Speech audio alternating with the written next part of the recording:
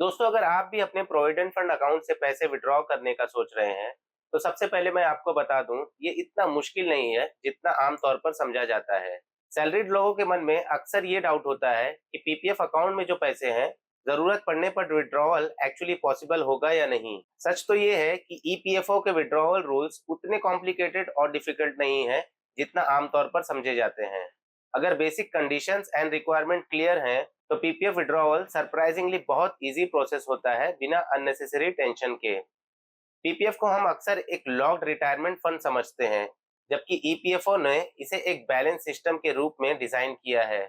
ये सिस्टम आपके फ्यूचर को प्रोटेक्ट करता है, लेकिन प्रेजेंट टाइम की जेन्युइन नीड्स को भी इग्नोर नहीं करता। इसी वजह से पीएफ मनी विड्रॉवल बहुत सी सिचुएशन में अलाउड है, लेकिन हर सिचुएशन के लिए अलग अलग फ्रेमवर्क के साथ।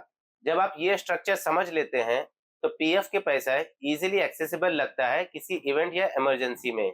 सबसे पहले बात करते हैं मेडिकल इमरजेंसी की, क्योंकि यहीं से ईपीएफओ की फ्लेक्सिबिलिटी क्लियरली दिखाई देती है। मेडिकल रीजंस के लिए पीएफ विड्रॉवल तब अलाउड होता है जब सेल्फ या किसी फैमिली मेंबर्स के ट्रीटमेंट में पैसों की जरूरत हो। इस केस में आप एम्प्लॉय कंट्रीब्यूशन या 6 महीने की basic plus DA whichever is lower withdraw कर सकते हैं। इस कैटेगरी का सबसे बड़ा रिलीफ ये है कि मेडिकल बिल या हॉस्पिटल प्रूफ मैंडेटरी नहीं होता। सेल्फ डिक्लेरेशन और कंप्लीट केवाईसी के बेसिस पर क्लेम प्रोसेस हो जाता है। इसलिए हेल्थ क्राइसिस के टाइम ईपीएफओ का फोकस फ्रेमवर्क पर नहीं बल्कि टाइम पर होता है।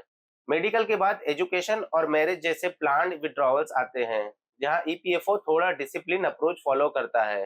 हायर एजुकेशन और मैरिज के लिए विड्रॉवल तब अलाउड होता है जब मिनिमम 7 इयर्स का सर्विस पीरियड कंप्लीट हो चुका हो। इस केस में आप एम्प्लॉय शेयर का मैक्सिमम 50% विड्रॉ कर सकते हैं, और ये facility limited number of times ही मिलती है। यहाँ एजुकेशन या मैरिज के डॉक्यूमेंट प्रूफ जनरली मैंडेटरी नहीं होता, लेकिन डिक्लेरेशन सही होना चाहिए। लॉजिक सिंपल है, लाइफ के इंपॉर्टेंट इवेंट सपोर्ट किए जाएं, लेकिन पीएफ रिपीटेडली ड्रेन ना हो। घर खरीदने या बनाने के टाइम पीएफ विड्रॉवल का रोल और भी स्ट्रक्चर्ड हो जाता है। होम परचेज, कंस्ट्रक्शन या प्लॉट के लिए विड्रॉवल तब अलाउड होता है जब मिनिमम 5 साल का सर्विस कंप्लीट हो चुका हो। इस कैटेगरी में आप एम्प्लॉय प्लस एम्प्लॉयर कंट्रीब्यूशन मिलाकर एक डिफाइंड लिमिट तक विड्रॉवल कर सकते हैं, पर यहाँ डॉक्यूमेंट जरूरी होते हैं, जैसे प्रॉपर्टी पेपर्स, एग्रीमेंट या कंस्ट्रक्शन प्रूफ, क्योंकि ईपीएफओ ये इंश्योर करता है कि पैसा कंजम्पशन में नहीं बल्कि असेट क्रिएशन में इस्तेमाल हो रहा हो। सबसे ज्यादा प्रैक्टिकल कैटेगरी है अनएम्प्लॉयमेंट विड्रॉवल। अगर आप जॉब छोड़ देते हैं और 1 महीने तक अनएम्प्लॉयड रहते हैं, तो आप अपने पीएफ का 75% अमाउंट विड्रॉ कर सकते हैं। अगर एम्प्लॉयमेंट 2 महीने से ज्यादा हो जाता है, तो बाकी बैलेंस विड्रॉवल भी आप कर सकते हैं। इस कैटेगरी में किसी एक्स्ट्रा डॉक्यूमेंट की जरूरत नहीं होती, सेल्फ डिक्लेरेशन काफी होता है। इस रूल का ऑब्जेक्टिव क्लियर है, जहां जॉबलेस होने पर किसी को हाई इंटरेस्ट रेट लोन की तरफ न जाना पड़े। अब नेचुरली सवाल आता है interest on provident fund. PF पर इंटरेस्ट तब तक मिलता है जब तक अकाउंट ईपीएफओ रूल के अंडर एक्टिव माना जाता है, लेकिन यहाँ पर लोग गलत अजम्पशन बना लेते हैं कि इंटरेस्ट हमेशा चलता रहेगा। रियलिटी ये है कि इंटरेस्ट कैलकुलेशन टाइमिंग के साथ क्लोजली लिंक्ड होता है।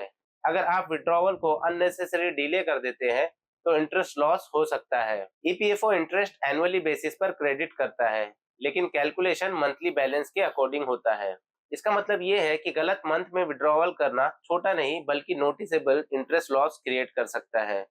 जो लोग पीएफ को स्मार्टली यूज करते हैं, वो विड्रॉवल सिर्फ जरूरत के हिसाब से नहीं बल्कि टाइमिंग के हिसाब से भी प्लान करते हैं। अब बात करते हैं सबसे इम्पोर्टेंट पॉइंट, यानी विड्रॉवल टाइमलाइन। आज के डिजिटल सिस्टम में अगर यूएएन एक्टिव है, केवाईसी वेरीफाइड है और बैंक डिटेल सही है, तो पीएफ विड्रॉवल काफी फास्ट होता है। डिले ज्यादातर ईपीएफओ की वजह से नहीं बल्कि डिटेल मिसमैच, आधार लिंकिंग या केवाईसी इशू के वजह से होता है। ईपीएफओ ने ऑटोमेशन और डिजिटल वेरिफिकेशन पर फोकस बढ़ाकर विड्रॉवल टाइमलाइन को काफी इम्प्रूव किया है। ऑटो सेटलमेंट जैसे फीचर्स का मतलब है कम मैनुअल चेकिंग और ज्यादा स्पीड इमरजेंसी के साथ पीएफ विड्रॉ किया जा सकता है। ईपीएफओ के रूल्स, इंटरेस्ट कैलकुलेशन और विड्रॉवल प्रोसेस एंड टाइमलाइन पहले से क्लियर करना ही समझदारी है, ताकि इमरजेंसी विड्रॉवल के वक्त किसी तरह की कोई दिक्कत ना आए। पीएफ का पैसा तब काम आता है जब क्लैरिटी पहले से होती है। इसलिए पीएफ को सिर्फ एक कंपलसरी डिडक्शन ना समझिए। अगर सही नॉलेज के साथ यूज किया जाए, तो ये एक पावरफुल फाइनेंशियल सपोर्ट सिस्टम होता है, जो रिटायरमेंट के साथ साथ डिफिकल्ट फेजेस में भी काम आता है। अगर आप चाहते हैं कि पीएफ का पैसा जरूरत के टाइम टेंशन का सोर्स ना बने, तो रूल्स को आज ही समझना जरूरी है, क्योंकि इमरजेंसी के टाइम पैसा चाहिए होता है, ना कि एक्सप्लेनेशन।